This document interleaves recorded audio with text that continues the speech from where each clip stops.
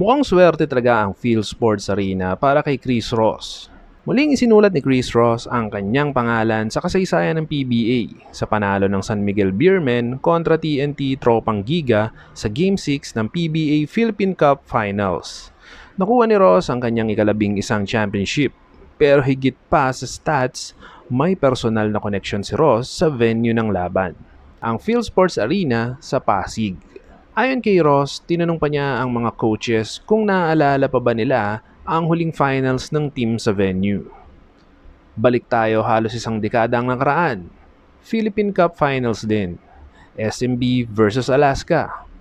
Game 4. Dehadong-dehado na ang San Miguel sa serye. 0-3. Isang talo na lang, tapos na ang lahat.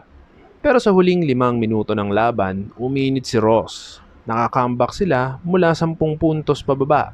Nagtulungan ng buong team at tinapos ang laro sa overtime, 110-104.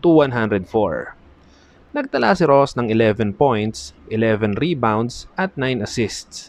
At diyan nagsimula ang Miracle Comeback, ang pinakamatinding reverse sweep sa kasaysayan ng PBA. Ngayong 2025, bumalik sila sa parehong venue at may kutob na si Ross. Ayon sa kanya, alam na niya sa sarili niyang magiging maganda ang gabing yon. Matapos pumasok ang kanyang unang 2 tira, ramdam na daw niya agad ito. Tumira si Ross ng 2 sunod na 3 sa unang quarter para manatiling dikit ang laban. At mula roon, sina Junmar Fajardo, CJ Perez at Finals MVP Jericho Cruz na ang nagpatuloy ng trabaho. At sa dulo, panalo ang Beermen, ang kanilang ika-30 kampyonato sa kasaysayan ng PBA.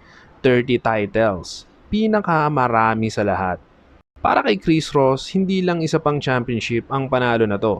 Isa itong pagbabalik sa isang venue na puno ng alaala, tagumpay at himala. Phil Sports Arena, swerte nga talaga kay Chris Ross.